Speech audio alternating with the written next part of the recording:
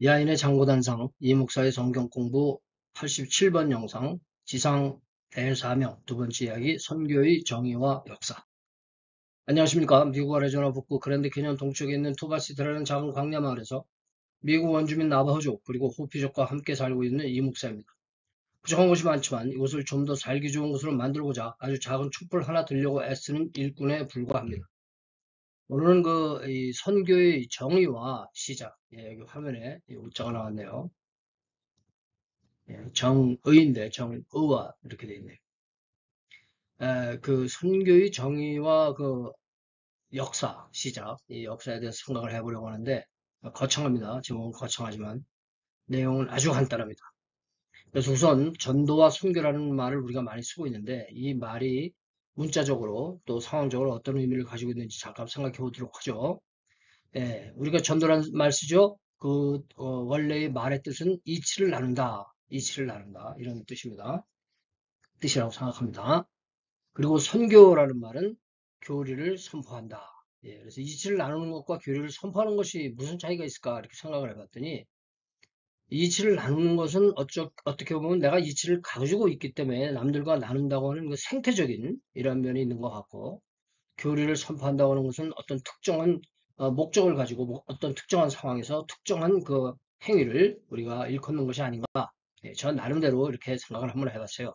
그래서 전도가 좀 생태적인 그런 의미를 가지고 있는 반면에 선교는 의도적이고 구조적인 조직적인 이러한 의미를 내포하고 있지 않나 이런 생각을 해보네요. 제가 또 이제 그 영문으로 한번 찾아봤어요. 전도를 우리가 보통 에반젤리즘이라고 말하는데 이건 제가 이제 이 사전을 찾아서 이 인터넷 검색을 해가지고 한 것을 여기 인용을 한 것입니다. 즉 전도, 이 전도의 뜻은 증거라는 뜻이죠.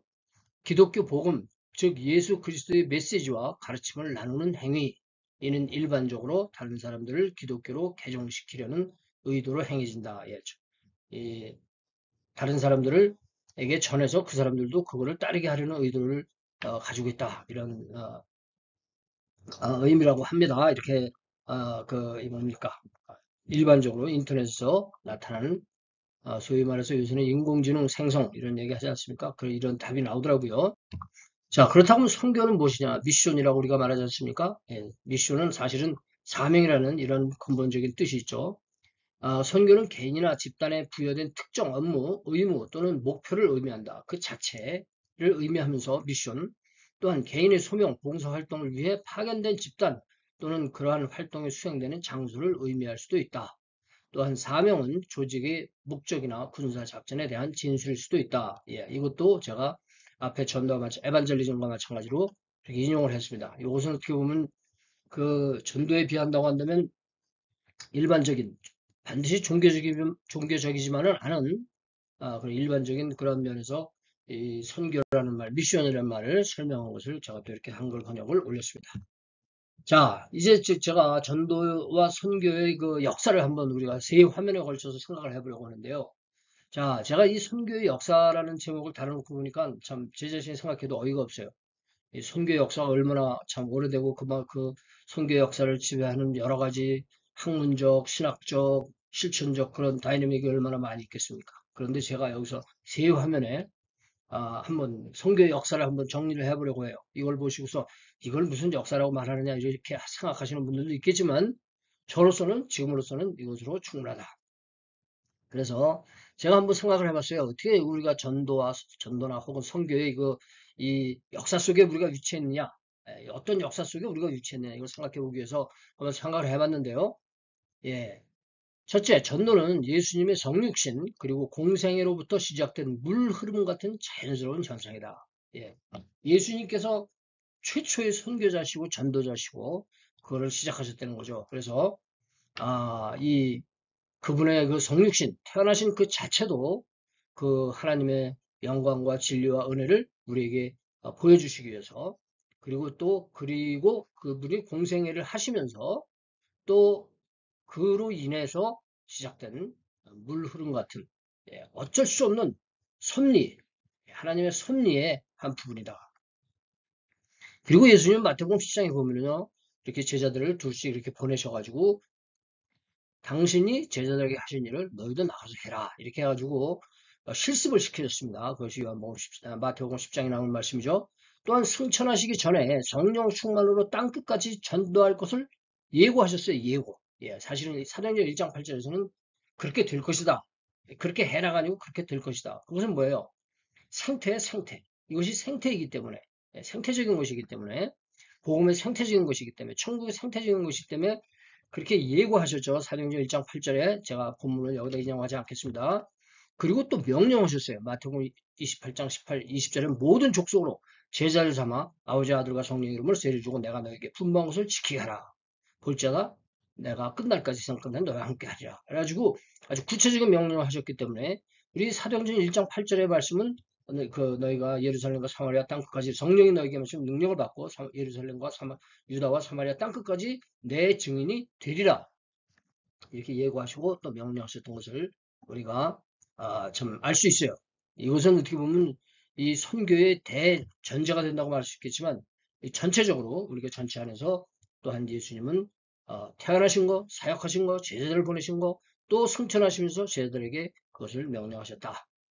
자, 두 번째 화면입니다. 그래서 예수님의 제자들은 예수님 승천 후 매우 자연스럽게, 저기 사도행전 이제 4장 이하를 보면은 그들이 어떻게 그 사역을 했는지가 나타나는데 아주 정말 자연스럽게 이 역사를, 그 예수님 말씀하신 역사를 이어나가고 있어요.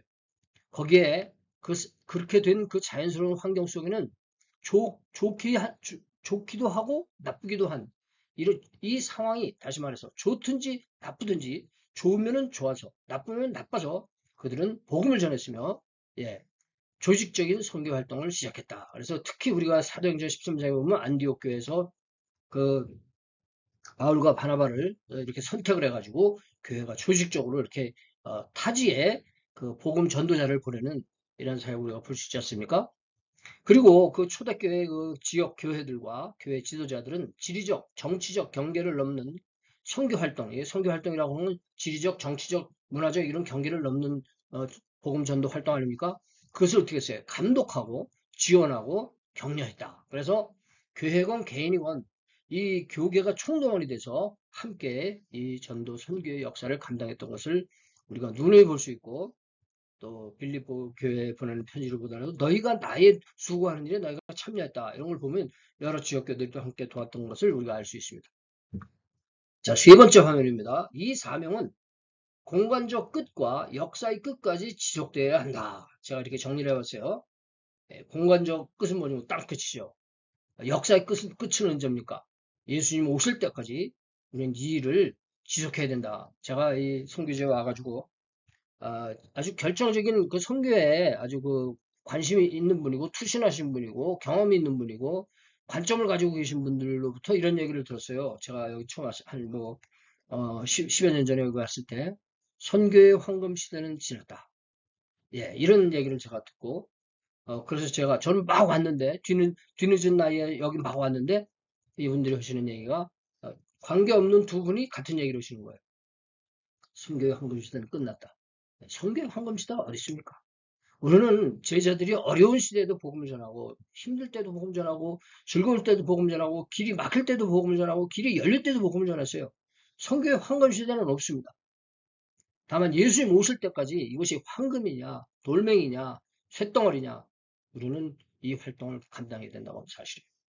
그리고 이것은 개인들도 우리 특히 선교하면 선교사를 이렇게 훈련시키고 지명하고 파송하고 돕고 그러지 않습니까?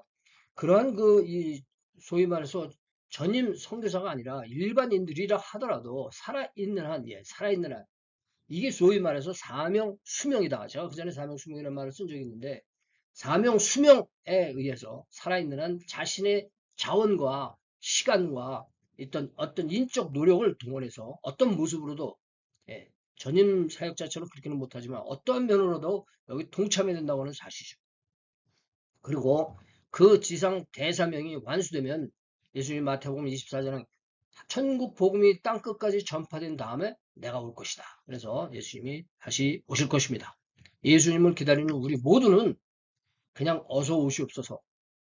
예수님이 속히 오리라 말씀하셨지만 어서 오시옵소서 이렇게 말할 것이 아니라 예수님 오시기 전에 제 할 일을 감당할 수 있는 은혜를 허락해 주십시오. 저에게 지혜를 주시고 용기를 주시고 힘을 주셔서 이미 주신 자원들을 제가 이 선교를 위해서 사용하고 또 선교에 동참할 수 있도록 이렇게 해주세요. 이러한 우리가 가져야 되지 않겠느냐. 그래서 이걸로 제가 그 선교의 역사에 대합니다. 예, 간단하죠? 예, 그 뭐 교단이 생기고 뭐 수천 년 동안 이 선교 역사가 어떻게 한국에 언제 선교사가 들어왔고 저는 그런 거는 다 모릅니다. 그러니까 그런 거는 그러나 이 모든 인간이 기록하고 있는 교회사와 선교의 역사는 제가 오늘 말씀드린 데에 다 포함되지 않았나 이런 생각이 드네요.